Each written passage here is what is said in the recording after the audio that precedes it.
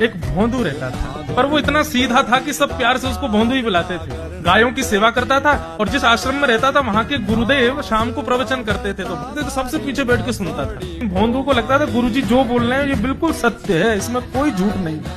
एक दिन गुरुजी प्रवचन करते हुए बोले, यमुना के पल्ली पार भांडीर वन में ठाकुर जी गैया चराने आए। भांडीर वन का नाम सुनते भोंदू कान खड़े हो गए। भांडीर वन तो मैं जाता हूँ गैया लेके, मुझे तो कभी मिले नहीं वहां पर।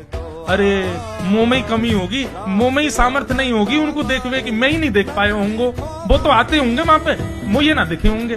भोंदू ने पहली बार जिज्ञासा करी, गुरुदेव ठाकुर जी दिखते कैसे हैं?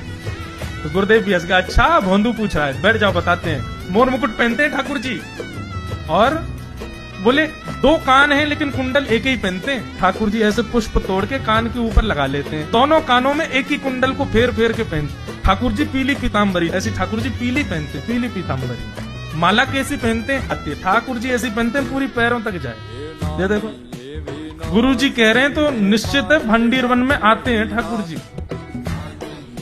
भोंदू अपनी गैया लेकर के भंडीर वन पहुंच गया।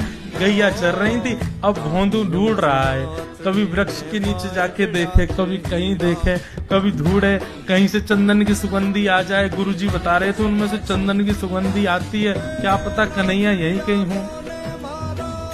इतने भाव से, इतने प्रेम से और इतने भोलेपन से ढूंढने लगा ठाकुर जी को, और ठाकुर जी नहीं मिलते ना तो अपने आप को ही कोसता, मुंह में योग्यता ना होगी यही मारे ना मिल रहे, ठाकुर जी तो यही है। गुरु जी की बात गलत नहीं है, ठाकुर जी तो यही है।